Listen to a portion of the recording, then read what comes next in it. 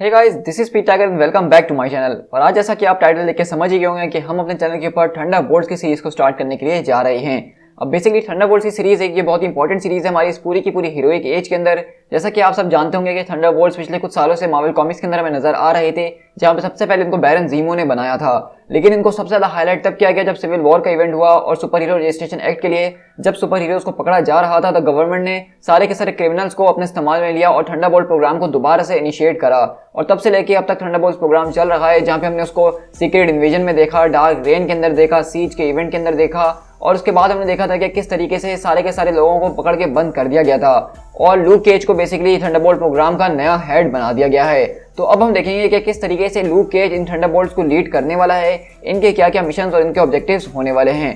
So guys, मुझे पूरी उम्मीद है कि आपने मेरे चैनल को अब तक सब्सक्राइब कर ही दिया होगा अगर आप मेरे चैनल पे ये वीडियोस को फॉलो कर रहे हैं। लेकिन अगर आप चैनल पे फर्स्ट टाइम आए तो मैं आपको बताता चलूं कि हम अपने चैनल के ऊपर इसी तरह मार्वल कॉमिक्स की टाइमलाइन को फॉलो करते हैं, जहां पे हम डेली बेसिस पे अपने कॉमिक्स को शेयर कर रहे होते हैं। तो अगर आप हमारी इस ऑसम यूनिवर्स का हिस्सा बनना चाहते हैं तो फौरन से चैनल को सब्सक्राइब कीजिए और फौरन से अब इस वीडियो को स्टार्ट करते हैं।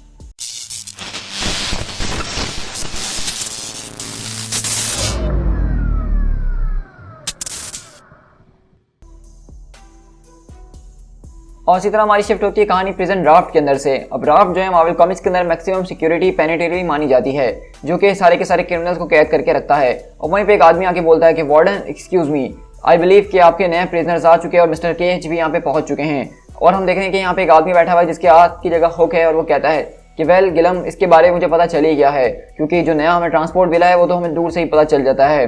मुझे समझ में नहीं आया कि आखिरकार उनको इस ट्रांसपोर्ट का आइडिया कहाँ से मिला। और इसी तरह हम देखते हैं कि बेसिकली लूक केज यहाँ पे पहुंचता है और कहता है कि आगे से सब कुछ मैं संभाल लूंगा, कोई मसले वाली बात नहीं है। और इसी तरह हम देखते हैं कि बेसिकली लूक केज अपने पूरे के पूरे हेलीकैरियर से, जो कि इसको यहाँ पे लिफ्ट दे रहे होते हैं, वहां से अपना बैग फेंकता और सीधा वहां पे नीचे की तरफ कूद जाता है। और इस तरह में यहाँ पे एक हफ्ते पहले की कहानी सुनाई जा रही होती है, जब स्टीव रॉजर्स लूक केज के पास आते हैं और लूक पूछता है कि आखिरकार मैं ही क्यों स्टीव, तुम मेरी हिस्ट्री को जानते हो बहुत अच्छे तरीके से, उसके बावजूद भी मुझे जो है फ्रेम किया गया था और मैं इस तरह की जगह में पहले भी रह चुका हूँ। तो स्टीव रॉजर्स बोलते हैं कि हाँ, मैं बहुत अच्छे से जानता हूँ लूक कि तुम्हारी जिंदगी में हर एक वो बुरी चीज़ हो चुकी है जिसको कोई भी इंसान डील नहीं करना चाहता है, और तुमने उन सारी की सारी चीज़ों को बहुत अच्छे तरीके से सिर्फ डील नहीं करा बल्कि तुम आगे चल के एक अवेंजर भी बने हो और इसी तरह का लीडर है जो कि मुझे इस प्रोग्राम को चलाने के लिए इस वक्त चाहिए। देखो, मैं ये नहीं चाहता हूँ कि इस वक्त तुम थंडरबोल्ट को कोई ऐसा सुपर हीरो बना दो कि उस जैसा कोई कभी मौजूद ही ना हो या लोग उसको देख के इंस्पायर हो रहे हों। देखो, इस वक्त स्टेट डिपार्टमेंट का यही काम है कि सारा का सारा मसला जो सारी की सारी मैस हैमर के लोगों ने फैलाई थी उसको समेटने के लिए ही हम इस वक्त थंडरबोल्ट्स को बना रहे हैं। तो मेरे ख्याल से ये हमारे पास एक अच्छी अपॉर्चुनिटी है कि किस तरीके से हम कुछ लोगों को अच्छे कामों के लिए इस्तेमाल कर ही सकते हैं। नॉर्मन ऑसबॉर्न ने इस टीम को सिर्फ एक टूल की तरह इस्तेमाल किया था, जो कि अपनी पावर को बढ़ाने के लिए सिर्फ इस्तेमाल किया करता था। लेकिन हम उसके जैसे फूल्स नहीं और वो गलती कभी भी नहीं करेंगे जो वो यहाँ रह के करने की कोशिश कर रहा था। ये टीम यहाँ पे मौजूद है और सिर्फ तुम्हारा इंतजार कर रही है कि तुम इसको पुट टुगेदर करो। और मैं चाहता हूँ कि ये सारा का सारा काम तुम करो और तुम वो गलतियाँ बिल्कुल भी ना करो जो कि नॉर्मन ऑसबॉर्न ने की थी। समझ में आई तुम्हें लूक? क्या तुम ये रिस्पॉन्सिबिलिटी मेरे लिए ले सकते हो? और इसी तरह हम देखते हैं कि बेसिकली वहाँ पे लूक केज आसमान से सीधा जो है राफ्ट प्रिजन के अंदर अपनी लैंडिंग करता है, ज़बरदस्त किस्म की, जिसको आप सुपर हीरो लैंडिंग कह ही सकते हैं। और वहीं से हम देखते हैं कि फिक्सर आता और कहता है ये हुई ना बात, क्या एंट्रेंस था। तो लूक बोलता है कि क्या बात है फिक्सर। तो कहता है कि आप मुझे बर्ड के नाम से तुम बुला सकते हो। तो इससे लूक बोलता है कि हाँ, मैंने सोचा था कि मुझे जैसे जल्द टीम को बना लेना चाहिए, क्योंकि अगले ही हफ्ते हमारे सामने एक हमारा मिशन आने वाला है। और जो इन्फॉर्मेशन मुझे मिली उसके मुताबिक यहाँ पे हमारा पहला आदमी मौजूद है जो कि एक तरह का सुपर हैकर टाइप का है। तो वहीं से फिक्सर बताता है कि हाँ, तुम इसको कह सकते हो, लेकिन वो आजकल ऐसा नहीं नजर आ रहा है जिस तरह वो हुआ करता था, क्योंकि जिस गोश्त की तुम्हें तलाश है वो यहाँ पे इस प्रिजन के अंदर कुछ ज़्यादा ही अजीब हो चुका है। और हम देखते हैं कि वो लोग बेसिकली किसी और के पास नहीं बल्कि गोश्त के पास आते हैं, जो कि प्रीवियसली भी थंडरबोल्ट की टीम का हिस्सा था जब सीज का इवेंट हुआ था। और वहीं से लूक आकर कहता है कि गोश्त, हाँ देखो, लोग इतने भी ज़्यादा पागल नहीं होते हैं कि वो सीधा आयरन मैन से पंगा लेने के लिए चले जाएं, तो इसलिए तुम्हारे अंदर कुछ ना कुछ बात तो ज़रूर है। लेकिन हमने देखा कि किस तरह से एसगार्ड की सीज के ऊपर तुमने नॉर्मन ऑसबॉर्न के खिलाफ भी जाने की कोशिश करी। तो मुझे ऐसा लगता है कि तुम इस वक्त एक फेंस के ऊपर मौजूद हो। इस वक्त तुम सिर्फ इंतजार कर रहे हो कि तुम्हें यहाँ पे सही डायरेक्शन दिखाई जाए या फिर तुम्हें कोई दोबारा से गलत डायरेक्शन में डायरेक्ट कर दे। मैंने तुम्हारी प्रोफाइल को 10 बार पढ़ा है, ये लो, मेरे ख्याल से इसके जरिए तुम्हें बात करने में थोड़ी और आसानी होगी। और इसी तरह हम देखते हैं कि लूक केज बेसिकली गोश्त का वहाँ पे वो हेलमेट लाके उसको दे देता है, जिसको देख के वो बहुत ही खुश होता है और उसको पहन लेता है और कहता है कि मुझे ऐसा फील होता है कि मैं इस थंडरबोल्ट टीम के लिए, आपके लिए मिस्टर केज, एक एसेट साबित हो सकता हूँ। मैं आपको अपनी ज़बान देता हूँ कि जब अगली बार मैं टोनी स्टार्क से मिलूंगा तो उसको मारने की कोशिश नहीं करूंगा। और इसी तरह हम देखते हैं कि लूक वहाँ से उसका हेलमेट लेता है और कहता है एक गार्ड थोड़ी देर में आके अभी तुम्हें टावर की तरफ लेकर आएगा, तो बिल्कुल तैयार रहना। और इसी तरह हम देखते हैं कि बेसिकली लूक वहाँ से उसको रिक्रूट करके आगे की तरफ बढ़ जाता है। और इसी तरह हम देखते हैं कि यहाँ पे लूक केज लेडीज़ के यानी कि फीमेल डिपार्टमेंट के अंदर आता है, जहाँ की वार्डन जो है बेसिकली जो सुपरवाइज कर रही है वो सॉन्ग बर्ड है। और अगर आपको सॉन्ग बर्ड के बारे में नहीं पता तो मैं आपको ये भी बता चलूँ कि ये भी पहले एक तरह की विलन थी और उसको भी थंडरबोल्ट प्रोग्राम में जब जगह दी गई तो इसने बहुत अच्छे तरीके से परफॉर्म करा, तो अब ये फुल टाइम सुपर हीरो बन चुकी है और लूक की यहाँ पे मदद कर रही है सारी की सारी फीमेल प्रिजनर्स को रखने में कैद। और हम देखते हैं कि बेसिकली लूक केज यहाँ पे किसी और के लिए नहीं बल्कि मून स्टोन के लिए आया है, क्योंकि मून स्टोन भी नॉर्मन ऑसबॉर्न की उसी टीम के अंदर मौजूद थी और उसके अंदर भी काफ़ी पोटेंशियल मौजूद था। लेकिन वहीं से सॉन्ग बर्ड बोलती है कि देखो मुझे नहीं पता कि तुम मेरा यहाँ पे वोट लेना चाहते हो कि नहीं, लेकिन मैं ये कहूँगी कि ये एक बैड चॉइस है। वो ऑलरेडी इस प्रोग्राम का हिस्सा बन चुकी है लेकिन उससे उसको कोई मदद नहीं मिली बल्कि चीज़ें और वर्स हो गई हैं। लेकिन वहीं से लूक केज बोलता है ज़रा एक मिनट मुझे इसका डेटा चेक करने दो। Powerful fighter, quick to adapt, has identity issues, prone to creating tension, drama और बहुत ज़्यादा मैनिपुलेटिव किस्म की है। तो सॉन्ग बर्ड बोलती है कि हाँ तुमने बिल्कुल ठीक कहा। अथॉरिटीज़ से बहुत ही ज़्यादा वल्नरेबल रहने की कोशिश करती है और अटेंशन को बहुत ज़्यादा सीख करने की कोशिश करती है। तो सॉन्ग बर्ड बोलती है कि देखा मैंने तुमसे कहा था ना कि ये बिल्कुल भी ठीक नहीं है। तो वहीं से लूक बोलता है हाँ तुमने ठीक कहा मेलिसा, और वैसे भी ये मैं तुम्हारी पुरानी प्रोफाइल पढ़ रहा था। तो हम देख रहे हैं कि बेसिकली लूक कितना ज़्यादा सैवेज है कि सॉन्ग बर्ड को ये बताना चाह रहा है कि तुम भी पहले बिल्कुल मून स्टोन की जैसे ही थी, लेकिन जब हमें तुम्हें इस प्रोग्राम के अंदर जगह दी तो तुम्हारे अंदर भी बदलाव आया है। इसी तरह हम लोग यहाँ से 3 दिन पहले शिफ्ट होते हैं जहाँ पे हम ऑफिस ऑफ वार्डन के अंदर शिफ्ट होते हैं, जहाँ पे हम देखते हैं कि बेसिकली जो गवर्नमेंट की तरफ से कुछ लोगों को यहाँ भेजा गया है थंडरबोल्ट प्रोग्राम को चलाने के लिए, उसके अंदर यहाँ पे कुछ लोग लूक को, केन मार्को को यानी कि जगरनॉट को अपॉइंट करने के लिए भी बोल रहे हैं। तो वहीं से लूक केज बोलता है क्या रियली केन मार्को को हम ले सकते हैं। और इसी तरह हम देखते हैं कि अगले पल वो लोग जो है बेसिकली एक इस तरह के अल्ट्रा ब्लॉक के अंदर आते हैं जहाँ पे इस सारे के सारे प्रिजन के सबसे ज़्यादा पावरफुल प्रिजनर्स को रखा जाता है। और हम देखते हैं कि यहाँ पे जगरनॉट यानी कि केन मार्को भी मौजूद है। और वहीं से वार्डन आके बोलता है कि मार्को तो हमसे कोई मिलने के लिए आया है। लेकिन वहीं से केन बोलता है अपने सारे के सारे बंदों को मुझसे दूर ही रखो तो ज़्यादा बेहतर होगा, अब मैं और ज़्यादा स्कैन्स वगैरह नहीं करवाना चाहता हूँ। केज तुम यहाँ पे क्या कर रहे हो? मैंने वैसे भी थंडरबोल्ट प्रोग्राम में अपना नाम से वैसे ही जोक के अंदर डाल दिया था, उसको सीरियस लेने की ज़रूरत नहीं है। तो लूक बोलता है कि अच्छा लगता है कि तुम्हारा जो किसी को पसंद आ गया उसके ऊपर काफ़ी हंसी भी आई है। खैर अभी के लिए ये बताओ कि तुम हमारे स्क्वाड का हिस्सा बनना चाहते हो कि नहीं।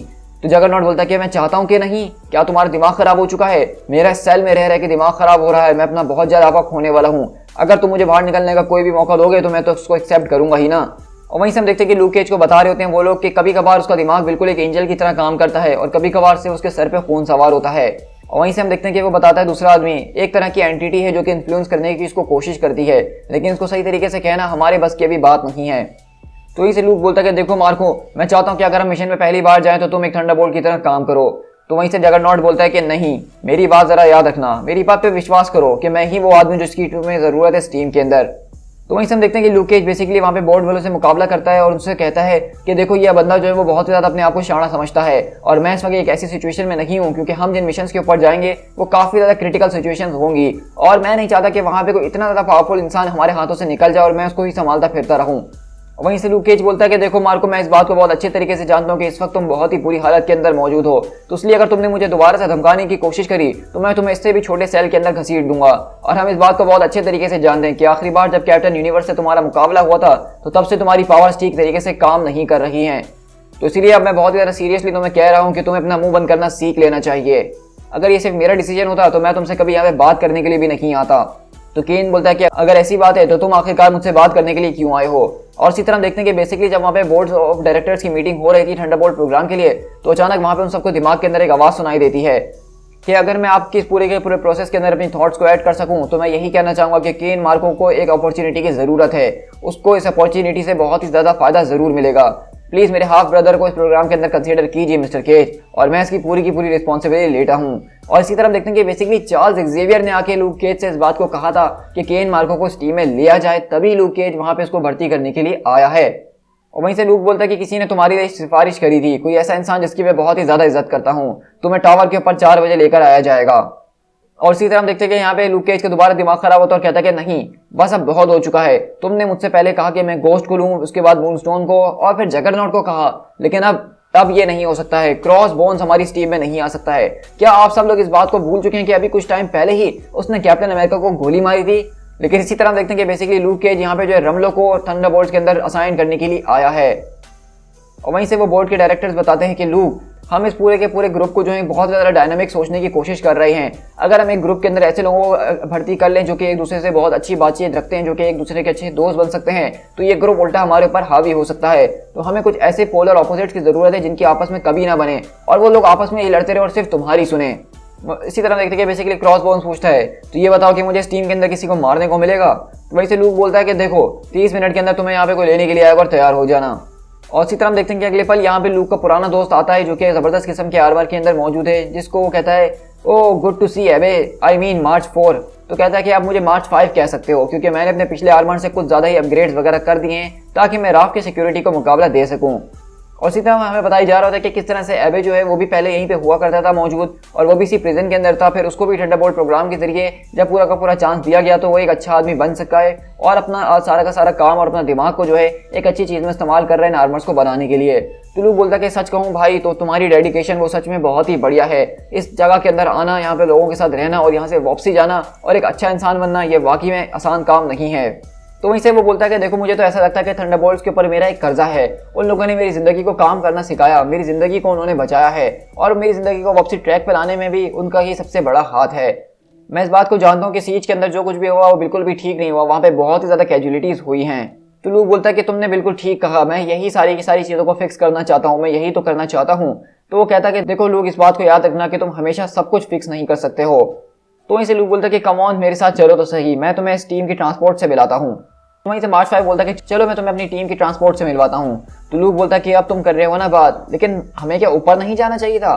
तो बताओ कि इस वक्त हमारी राइड क्या होने वाली है? क्या वो एक पायलट होने वाला है जो कि एक जहाज उड़ाएगा या फिर एक ट्रेन होने वाली है? तो मार्च 5 बोलता है कि मेरे ख्याल से तुम उसको देखोगे तभी जाके तुम्हें समझ में आएगा। तो लूक बोलता है कहीं यहाँ पे कोई क्वीन जेट वगैरह तो छुपा के तुमने नहीं रखा है? तो वहीं से वो बोलता है कि तुम्हें इतनी ज़्यादा सोचने की ज़रूरत नहीं है लूक, चलो वो हमारे सामने ही है। और अगले पल वो बोलता है कि नॉक नॉक। और इसी तरह हम देखते हैं कि बेसिकली यहाँ पे कोई और नहीं बल्कि डॉक्टर हैंक पिम मौजूद होते हैं और कहता है कि हैंक पिम डैम इट यार, तुम इस पूरी की पूरी जगह में किसी को भी ला सकते थे लेकिन तुम इसको ले आए। तो वहीं से हैंक पिम बोलते हैं कि तुमसे मिलकर अच्छा लगा लूक, और मुझसे कहा गया था कि मैं तुम्हारी ट्रांसपोर्टेशन का इंतजाम संभालूँ। और इसी तरह हम देखते हैं कि बेसिकली यहाँ पर थंडरबोल्ट्स प्रोग्राम के लिए जो ट्रांसपोर्टेशन बनाने का काम दिया था वो डॉक्टर हैंक पिम को दिया था।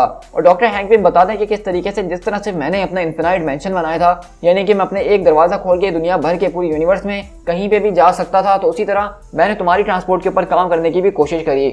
लेकिन तब जाके मुझे एक ऐसे आदमी के बारे में पता चला जिसको हैमर के लोगों ने यहाँ पे लाके कैद किया हुआ था। ज़रा अपना सर संभाल के चलना, ये एक बहुत ही यूनिक क्रिएचर है और मैं इसको जानने के बारे में काफ़ी सालों से क्यूरियस भी हूँ। ये एक बहुत ही स्पेशल रोल प्ले करता है।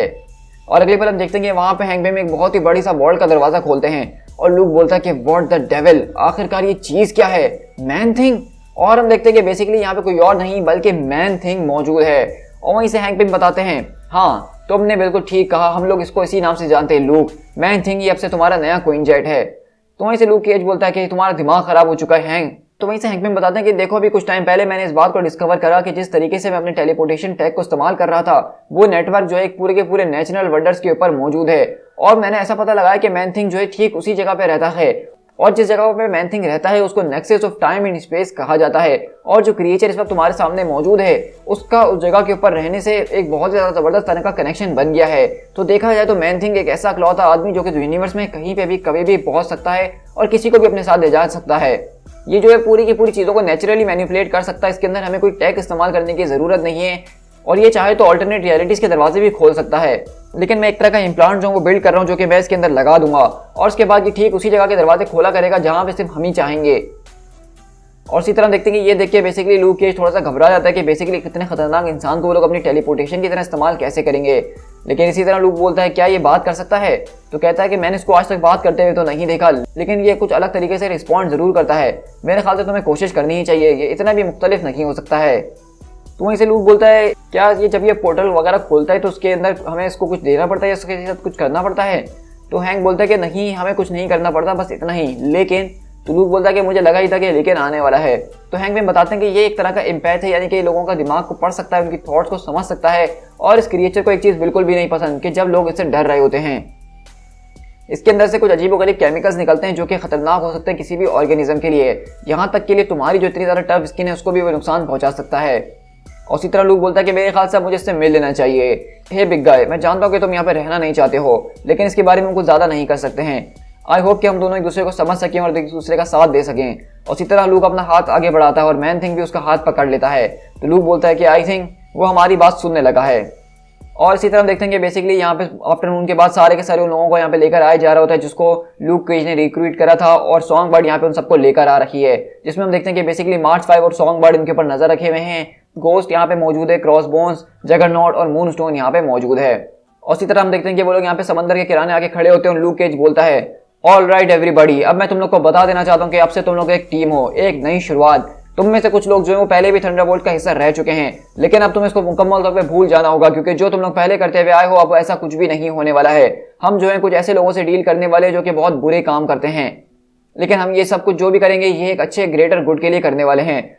तुम में से कुछ लोगों के लिए सच में एक बहुत ही अच्छी अपॉर्चुनिटी होने वाली है, क्योंकि इसके जरिए तुम्हारा जो पूरा का पूरा प्रेजेंट सेंटेंस है वो बहुत ही ज्यादा कम होने वाला है। और रही बात दूसरों की, तो उनको इस बात से कोई फर्क नहीं पड़ता है, वो सिर्फ अपनी जिंदगी जीने के लिए यहाँ से बाहर निकले हैं। लेकिन ये बात याद रखना कि जब तक तुम हमारे साथ काम कर रहे हो तो तब तक तुम उस जेल के अंदर नहीं सड़ने वाले हो। एंड बिलीव मी, मैं इस बात को बहुत अच्छे तरीके से जानता हूँ, क्योंकि जब मैं छोटा था तो मैंने भी बहुत सी गलतियां करी थी। मुझे भी लोगों ने गलत गलत चीज़ों के अंदर फंसा दिया था और मुझे भी जेल के अंदर एक अच्छा लंबा टाइम गुजारना पड़ा। और इसीलिए मैंने अपने आप को वॉलंटियर किया था उस एक्सपेरिमेंट के लिए, जिसमें मुझे लैब रेट की तरह जो है एक्सपेरिमेंट करके ये सारी की सारी पावर्स मिली थी। तो मैं इस एक्सपीरियंस को बहुत अच्छे तरीके से जानता हूँ कि जेल में रहना वो बिल्कुल भी आसान नहीं है, लेकिन इन सारी की सारी पावर से मैं वो सब कर पाता हूँ जो कि मैं करता हूँ। मैंने बहुत बुरी तरीके से गलतियाँ करी, मैं गलत रोड के ऊपर चलना शुरू हुआ, लेकिन अब आहिस्ता आहिस्ता चीज़ें सही हो गई हैं। मेरी डील ये है कि अगर तुम मेरी बात सुनते रहोगे जो मैं कहते रहूँगा। लेकिन अगले वाला देखते हैं कि बेसिकली लूक को एक जबरदस्त किस्म का झटका लगता है और वो वहाँ पे गिर जाता है। और सॉन्ग बर्ड बोलती है कि लूक आखिरकार तुम्हें हो क्या गया। और अगले पल जगरनॉट बोलता है कि यहाँ पे ये सब चल क्या रहा है, मुझे कुछ नजर नहीं आ रहा। और अगले पल हम देखते हैं क्रॉसबोन्स बोलता है कि जरा उसके पीछे देखो समंदर के अंदर, और हम देखते हैं कि वहाँ पे बेसिकली एक बहुत ही बड़ा सा जहाज समंदर में से निकलता है और वहाँ से एक आदमी बोलता है ये एक ऐसी फ्रीक्वेंसी है जो कि मिस्टर केज को जान से मार सकती है। तो मुझे इस बात की पूरी उम्मीद है कि ये फ्रीक्वेंसी तुम लोगों को भी इफेक्ट जरूर करेगी। देखो, मैं यहाँ पे तुम लोगों को कोई नुकसान पहुंचाने के लिए नहीं आया हूँ, बल्कि मैं तो तुम लोगों को यहाँ पे रिक्रूट करने के लिए आया हूँ। थंडरबोल्ट प्रोग्राम वो हमेशा से राइटफुली मेरा था, मैंने उसकी शुरुआत करी थी। अब तुम्हारा टाइम राफ्ट के अंदर खत्म हो चुका है, आओ मेरे साथ और अपने नए लीडर को सर्व करो, बैरन ज़ीमो। और इसी तरह हम देखते हैं कि बेसिकली यहाँ पे थंडरबोल्ट्स का जो ओरिजिनल लीडर था बैरन ज़ीमो, वो यहाँ पे अपनी इस टीम को वापसी लेने के लिए आ चुका है। To be continued.